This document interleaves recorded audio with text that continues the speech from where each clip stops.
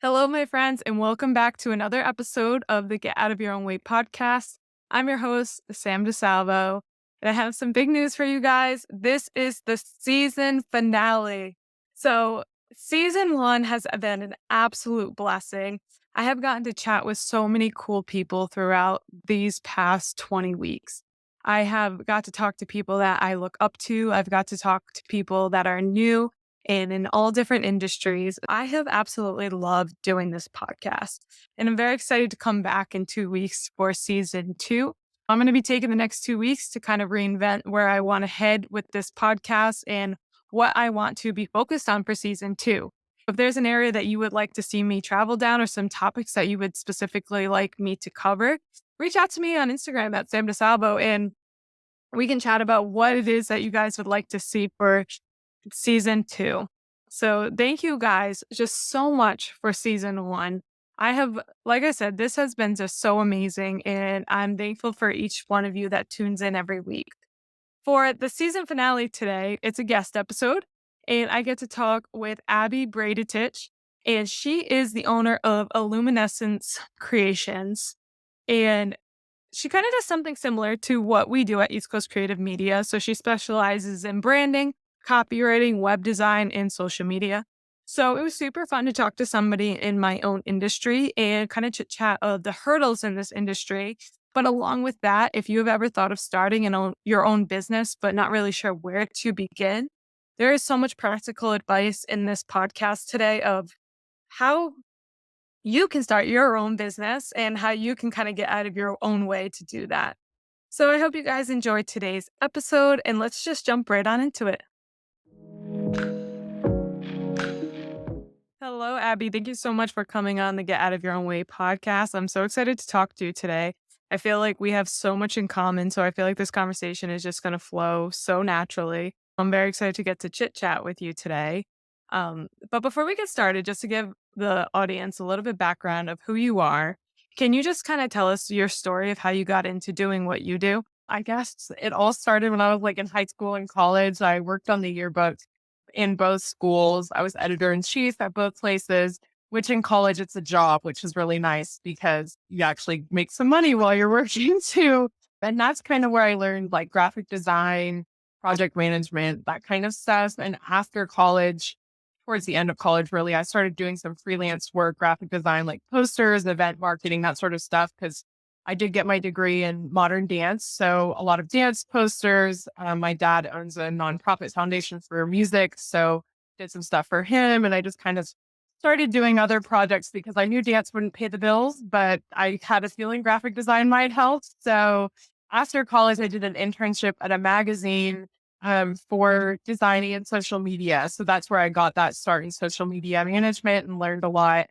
And then I moved to Seattle to pursue dance. And at the same time, I worked in a yoga studio. I did graphic design, social media, website stuff, all of that kind of stuff for them. So then that kind of just started my freelance career in design and marketing, because for the business I would work for, I would do the work, and then I would get freelance projects on the side for yoga teachers or other people I'd meet dance a lot of times.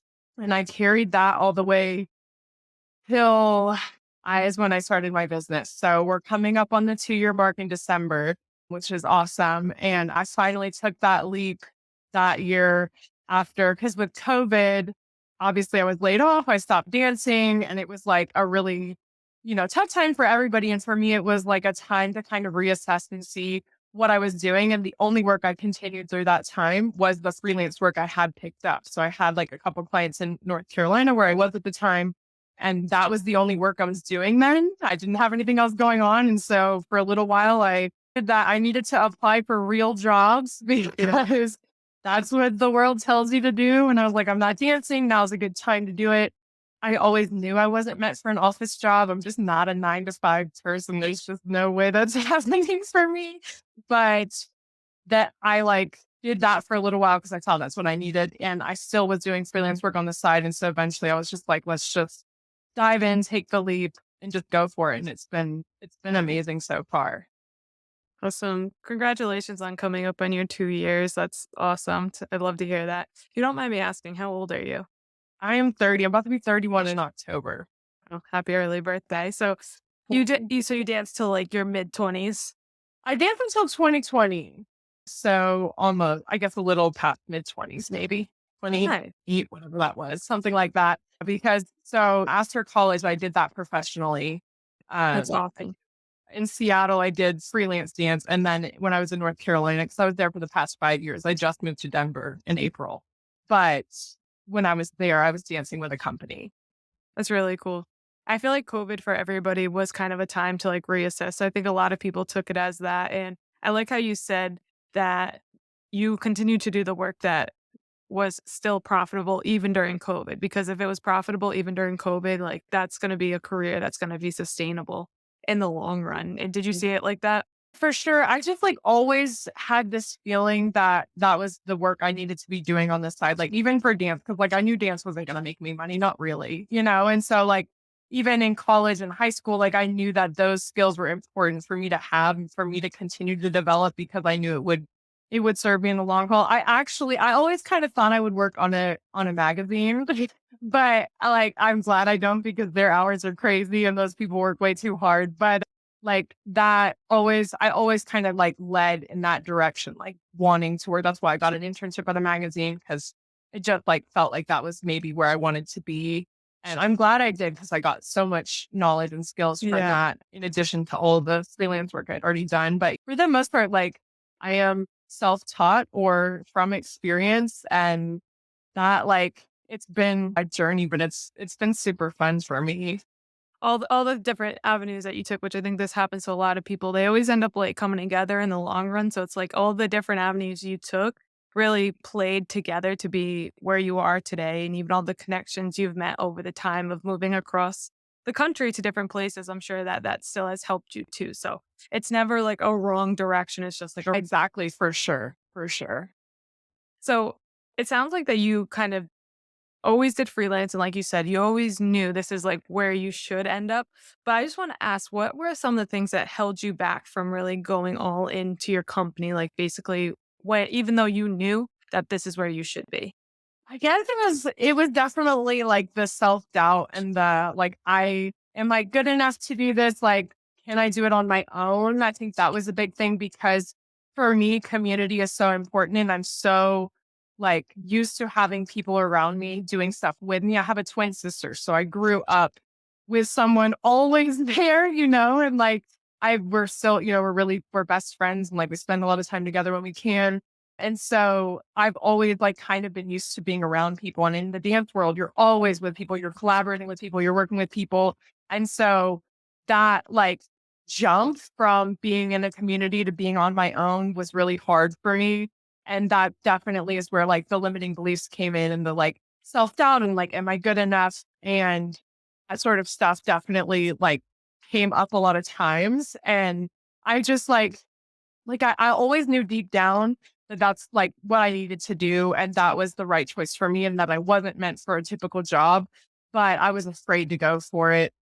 And so it just took time. I think it took getting that many rejections from jobs that I was super qualified for to realize that, like, okay, like if these people can't see my worth, then like I should. And obviously, like I have a wonderful boyfriend who supports me and it's really pushed me to do that. His support for sure is like essential for me being able to do any of this. And my family too has been super, super supportive and just like mentors I've met along the way and that sort of stuff, like people helping me to see that like I can do this has really that definitely helped me be like, okay, let's just try it. Let's see what happens. Like, it's okay if Yeah. it doesn't work out, but like I could at least try. No, I think that's a great mentality because at the end of the day, the quote unquote real jobs will always be there. So, like, say if you sank your own ship, like, that's what I think because we're in very similar industries and we do the same exact thing Mhm. basically. So, it's like, why not go for it, especially at a young age that we're at now? And then, worst comes to worst, like, I guess a corporate job is there as a safety net, but might as well put all your eggs here for right now. So, that's how For I think of it. sure. And I think having the dance experience too of like freelance and like constantly putting myself out there and like either getting rejected or doing well, like made that like kind of built up my resiliency. So I felt like I was able to, it feels like kind of a similar aspect to that, especially like when you're trying to get new clients, things like that. It's just like a constant, like up and down a little bit sometimes. So I felt like I feel like that kind of prepared me for this line of work, like knowing that I can just do my best and that's all that I need to do. You just have to reframe it essentially. And I feel like that work helped me prepare me basically to be a business owner because it's a similar kind of thing. And like I've read a statistic kind of recently, I can't remember what the number was, but it is like the most successful business owners do have like a background in some kind of athletic Mm, sport or competition because they're yeah. used to constantly pushing further and like getting uncomfortable and being okay with like failing and still getting up and continuing to do it because that's kind of what athletics or dance for me like teaches you. So I do Yes. feel like grateful. I feel like that background like set me up for success as a business owner. Yeah, for sure. That's actually a really good like point. I never even thought of it that way because in sports like you always have someone has to lose, somebody has to win in the sport, right? And in dance and stuff, like you're saying that you always had to face the rejection of no's. And I know some salespeople will say, like, oh, every no is just closer to another yes. And that is Mhm. such a good point that you can't like take it personally. You can't like take it out on yourself. It's just like, okay, like what do I got to do to like either get better or I'm just not going after the right people because you could be the Right. right package at the wrong doorstep. Yeah, for sure. And that totally relates to business too, but it's definitely dance for sure is the same because it's just like, okay, what can I learn from this?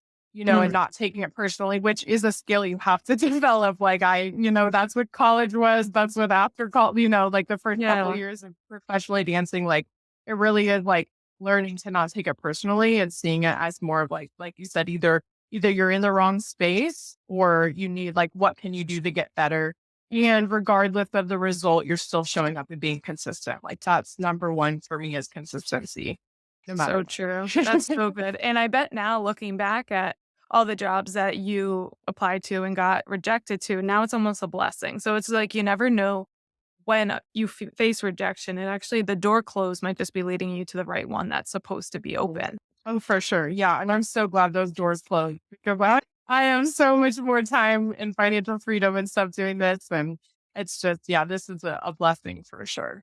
I love that for you.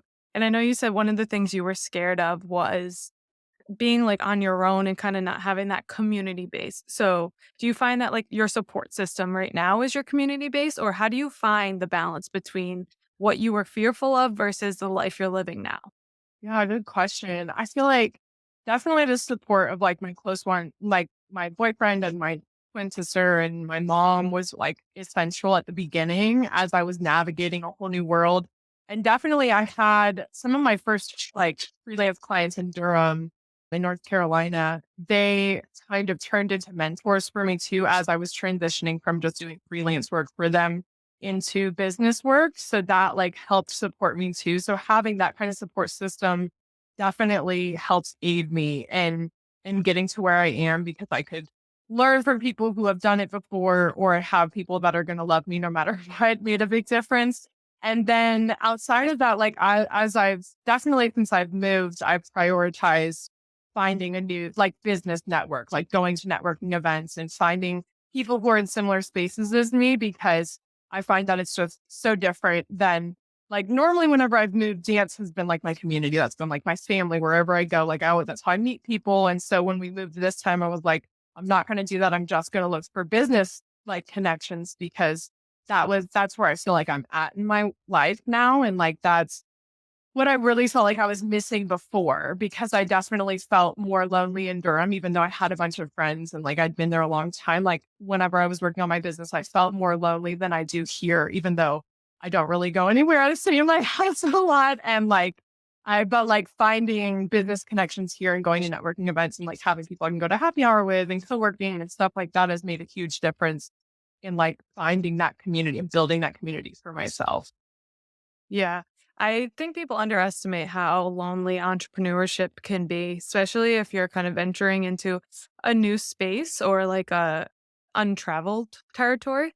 And not that our industries are that, because I mean, there's a lot of people in our space, but as far as like the people in your life or like the older people may not understand the world of social media. I think that's a big one that I face is people in my life, like the older people, they're like, you work in social media. Like, what's that even mean? They can't wrap their heads around it. So it can feel Yeah. very isolating, or that I guess some of the self doubts that like will creep into my head is like, is what I'm even doing like legit? But it's like when you surround yourself around the right people, like you and I can relate to each other because Yeah. we're both in this space and we can see how profitable it can be.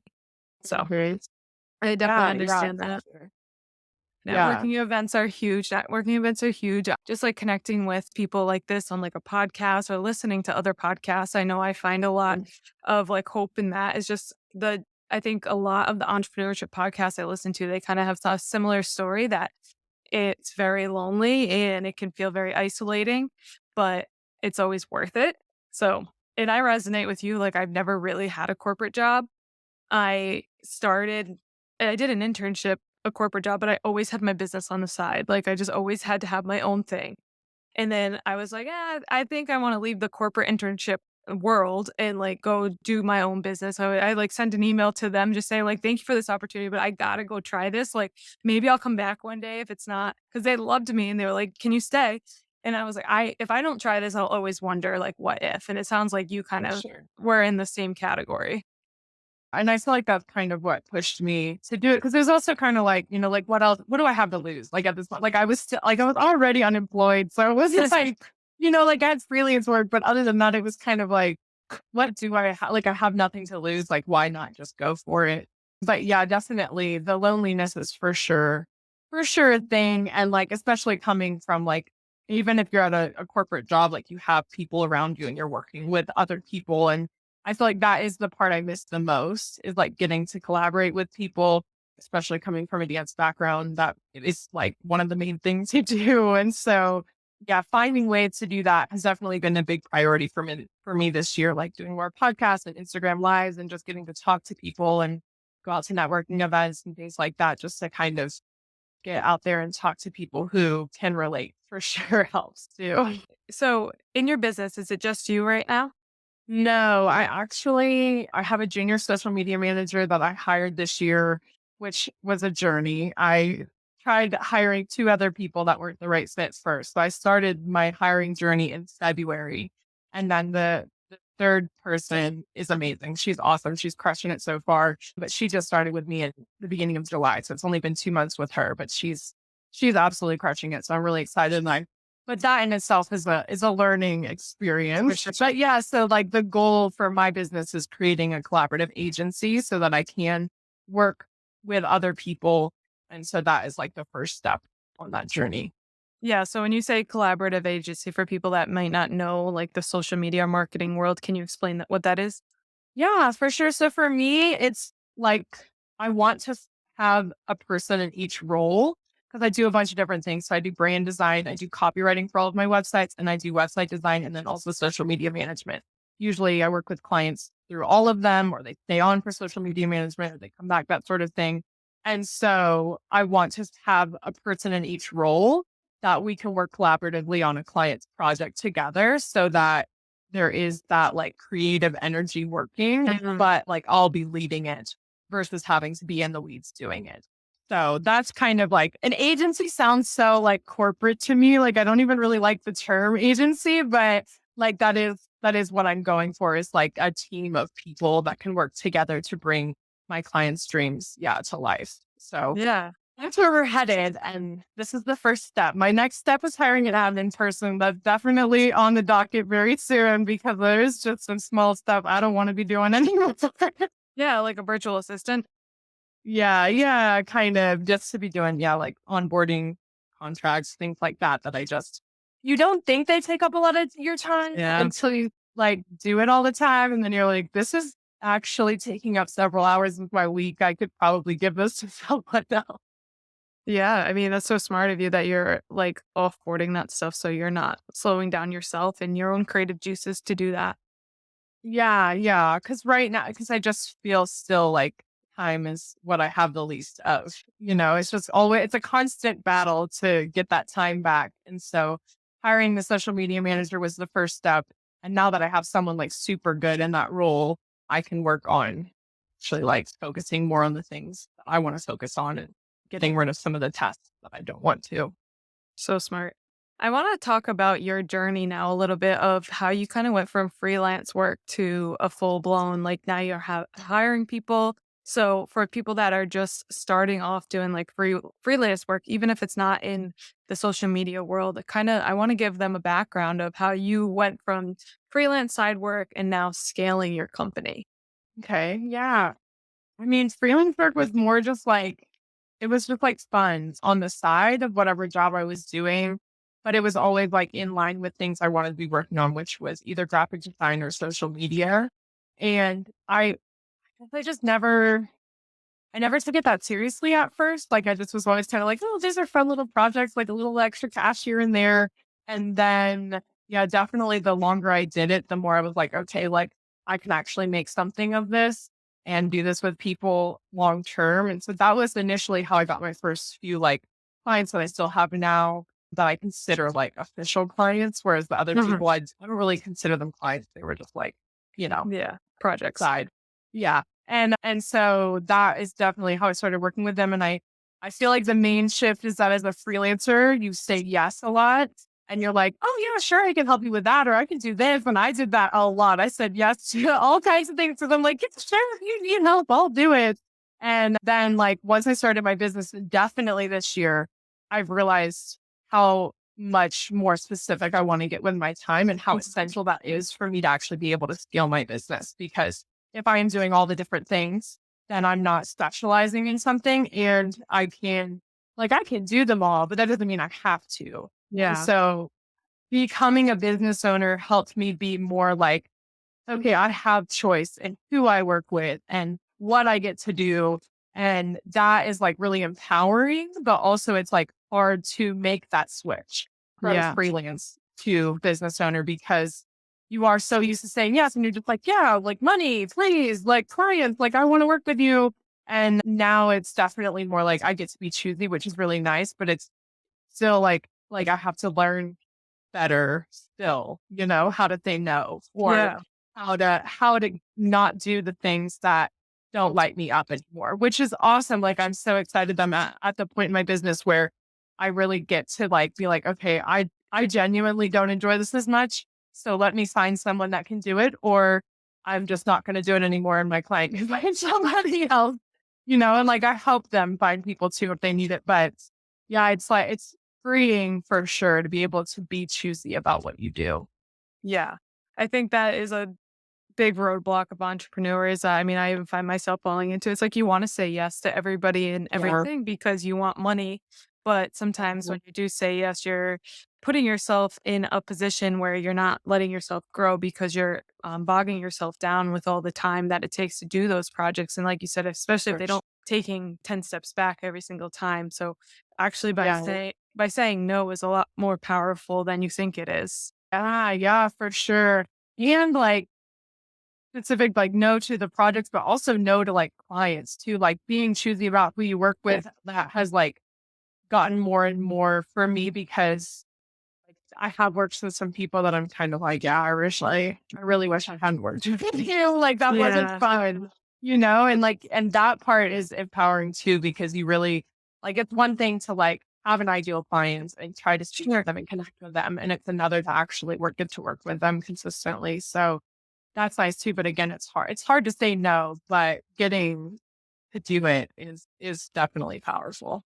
Yeah. So have you found it beneficial to niche down? Yeah, I find that it has. I didn't niche down obviously at all at the beginning. I was just kind of like, whoever wants to work with me. And now it's much more specific in terms of, for me, it sounds broad because I say I work with like bold female founders.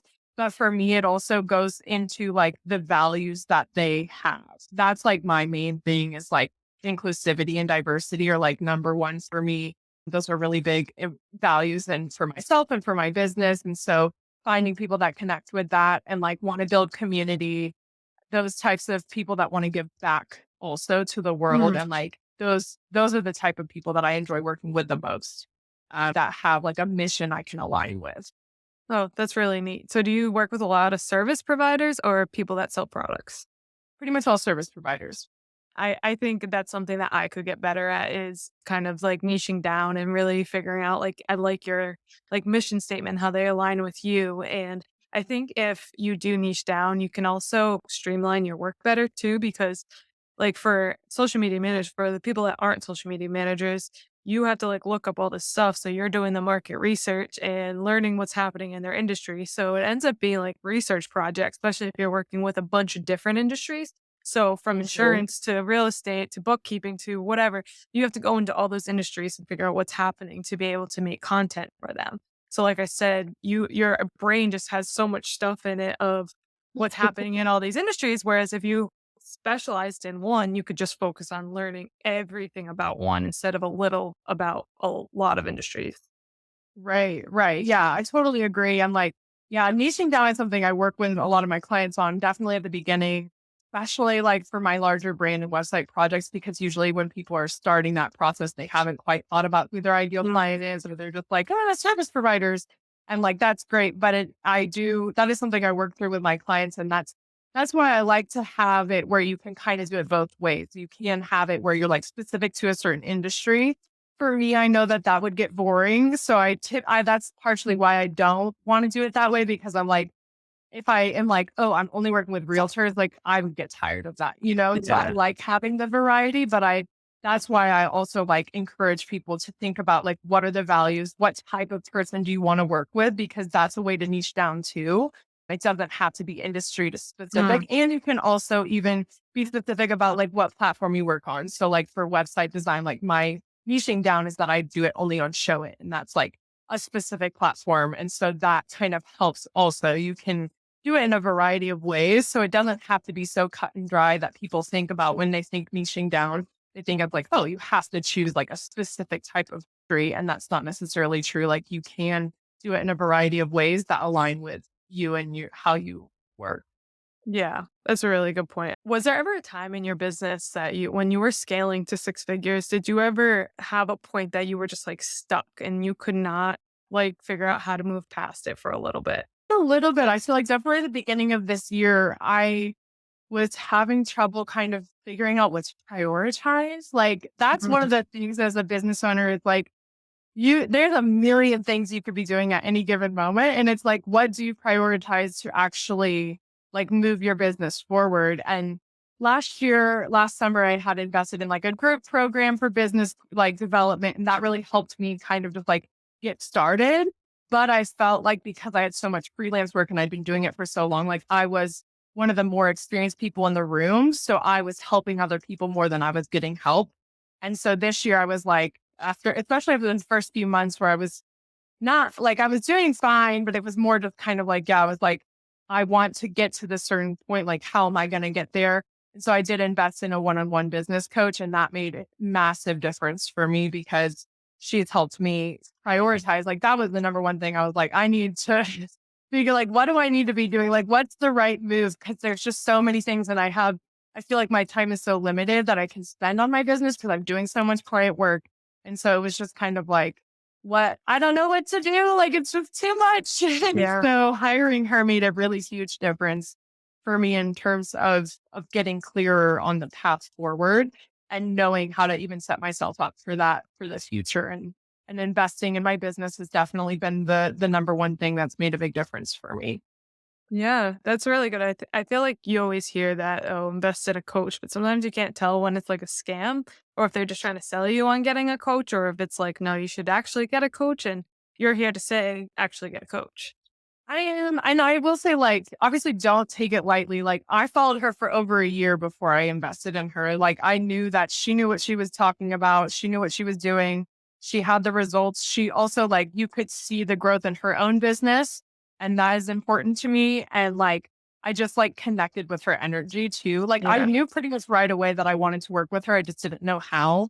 And after investing in that initial coaching program, like, I really enjoyed the group aspect of it, but I knew that this year that that's not what I needed because she had a group coaching program that was available. And I was like, no, let's do this one-on-one. It's like, I mean, it's a big investment, so it's scary, but like at that time I had just brought on a new client for social media management. So like this covers that cost. Like, let's True. just go in, so it felt like not like no risk, but it did feel like a safe decision to invest in that because I knew that I had that added income that could cover the cost of her coaching program. And yeah, we're almost done working together, and it's easily been the best investment for sure that I've made. I love that. So when you were finding a mentor, some of the things that mattered to you was she had proven success and she had the results that you were looking for as well. And then was she in a similar industry as you or no? No, well, she works with service providers. I think she had been a brand designer before she became a coach. So she understood service providers. That was important to me. I will say, like, there are a lot of coaches that coach coaches and it's very clear, whereas there are coaches that do both, or there are coaches that are specific to service providers. And that was an essential like choice for me because what you do as a coach is completely different from what you do as a service provider. Not only from the way you promote yourself, but also how you use your time as a coach. Way different than what service providers do because they're not sitting down for hours doing client work the way we are. And so having someone that understood that and has helped other people in my industry was also important for me when choosing a coach because she's worked with brand and web designers and social media managers and things like that. Yeah. So I could see what she had done for other people, and she just had like a magnetic energy that like also really like draws people to her. And she moved to Bali at the end of last year. And it's like since she did that and she like went all in on herself, like she's gone off like crazy. And so like I was like, this is the right time to like be a part of that energy because that's what I want for my business too.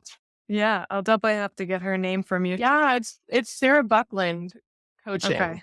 She has been awesome for me to work with and help me with prioritizing. And I mean, she helped me with a lot of things too, mindset too, which like as a business owner, working on my mindset is like number one. And it's something I didn't expect from this journey, Mhm. but it's like the longer I become a business owner, the more I know how essential that is to being successful in business. Absolutely. I definitely agree with that 100%. And learning the psychology too. I mean, marketing is a lot of psychology, Mhm. like sales and all that is understanding what are people's pain points to be able to sell on them. So I think that's interesting in itself. But even like you're saying, being a business owner, improving, I think that's why like personal development always goes hand in hand with business owners. Like those two avenues always come back together. So I always find that so interesting. Same. Yeah. Because it's definitely not something you think of whenever you start a business. You're like, Mm-mm, it's like the last thing you're going to be like, oh, yeah, let me work on my mindset. But all of the successful people will tell you that that's actually the first thing you should do. for Because sure. if you don't think you can do it, then you're not going to do it. Mhm. So, Wow, that's yeah. good. And I also want to just say that that's something that I realized this year was about prioritizing my time and doing the things that actually move the needle, not just doing all the things. Cause I really like how you said that there's a lot of things that you can be doing as a business owner, but it doesn't mean that you should be doing them all or you should be doing them all by yourself. Like you're starting to outsource. I have outsourced as well. Yeah. And that kind of takes those off our plate to do the things that actually, as the business owner of the company, moves the needle forward. And I'm just curious to know what are some of those things for you? And then I can share some of what they are for me. For moving the needle forward. Yeah. Definitely like a priority for me this year was like getting my systems more optimized so that I was doing less of that and that could be kind of automated for me. And then definitely like prioritizing my time with an email newsletter I send every week. And obviously my own social media content, not saving that for the very end. Like I try to prioritize that earlier in the week or in the day so that I'm not waiting until the very end to post my own content because that's not going to help me, in the long run, obviously. And so, but a lot of it for sure has been like figuring out how to best use my time and like forward planning also. Like I was doing less of that. Like I obviously like I track my income and stuff. I did outsource a bookkeeper this year. Love her. She's amazing. And I have a CPA and stuff. That's new for me this year too. And so those have helped, but I still like I always kind of tracked like my income, obviously, but like forward planning, being like, okay, what can I sell? What should I sell this Yeah, month, and planning that out so that I can effectively do that myself. Because I do, it's like it's always the stuff you do for all of your clients, but you never do it for yourself. for sure. Yeah, I would say for like our company, it's definitely social media moves the needle. Like you said, we're a social media company. So us posting on social media is very important. Connecting with Sure. people like in person and just like getting in front of them. So like we did a workshop this year in person and that has led to either conversions or leads. So that has been great. And then like streamlining our onboarding process. So like you said, not getting caught up of doing all the paperwork and putting those systems in place. So if someone like reaches out online, they already get a email sent to them. Like I don't have to go in and send those emails and things like that. I think those have been big. There's still a lot of For things that sure. I'm working on to do Oh yeah. better, but we Same. always will be. For anybody who is listening and they're aspiring to start their own business, what advice would you give them based on your experience? I would say to just do it. Like let go of the worries and the fears, and like imperfect action is one of my like main things. Like doesn't have to be perfect because I am a perfectionist. So that's hard for me, but it's a really important lesson to learn is like it's better to do than to think about it. Like just go for it because you never know what can happen and it's worth it. You'll learn something from it, even if it doesn't end up the way you saw it.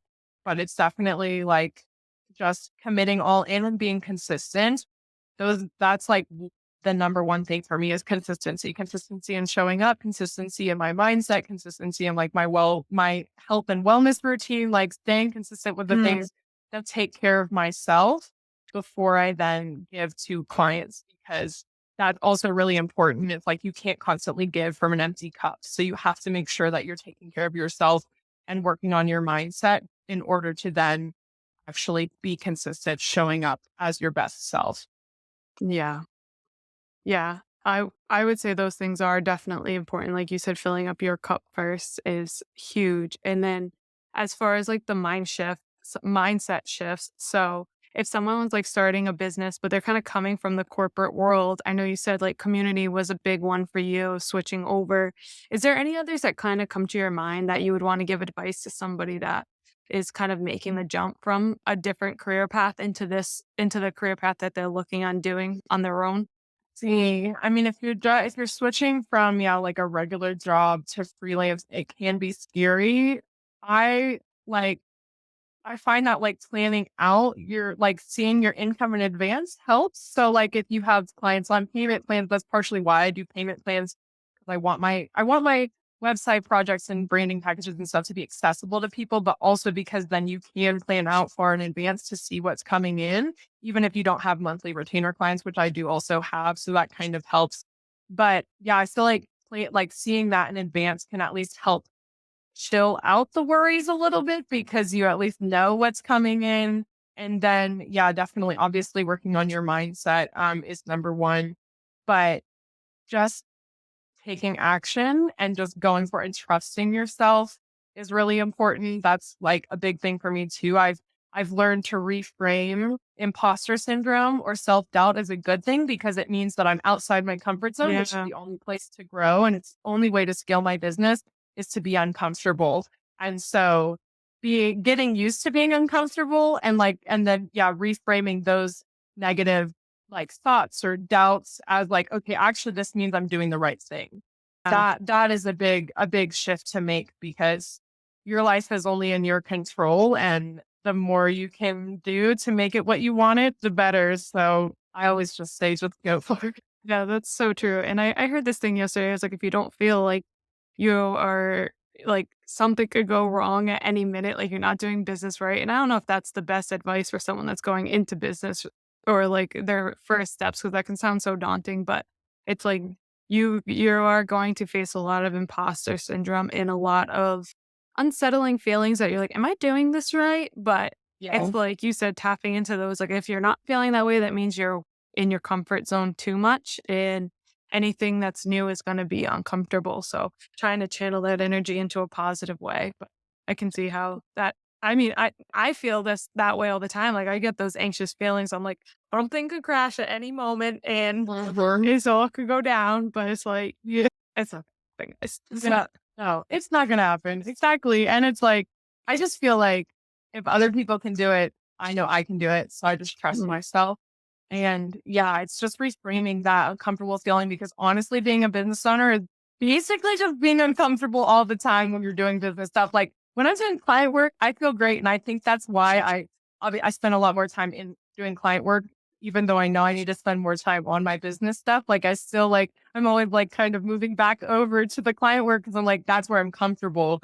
But like basically being a business owner is just being uncomfortable and like being okay with that. And there's so much freedom in it though. And so that's like one of the best things I think about it is the freedom for sure. And like just enjoying the journey. Yeah. I love that you said if anybody else can do it, I can do it too. Cause that's always been my mentality with literally anything in life. I'm like, we're all created as humans and like in a sense, no one's like higher than the other. Like everyone has the same capabilities. It's just if you want to put the work into it. Yep. I really like that. I have one Yeah. last question for you before we end today. And I ask all my guests this question. It's what is your number one tip for getting out of your own way? And getting out of your own way. I guess it would be taking imperfect action because that is number one for me and reframing like your mindset. So for me, that's like if I have negative thoughts come up or like negative self-talk, I'm like, let me take a step back and actually like look at it from an outside perspective. Like getting out of your own head is really important because things are probably going better than you think they are because when you're in your own head, like it's really easy to get stuck in those cycles of doubt or negative self-talk or worries because everything kind of relies on you. And so finding ways to either reframe your thoughts or get an outside perspective, or like that's why journaling is so important for me. Like just kind of finding the ways to reframe your mindset so that you can trust yourself while you're being uncomfortable. Yeah.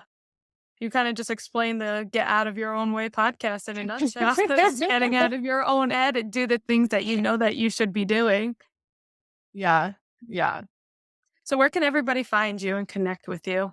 Yeah, they can find me. I'm mostly on Instagram. I'm on other platforms too, but Instagram's my favorite at IlluminEssence Creations.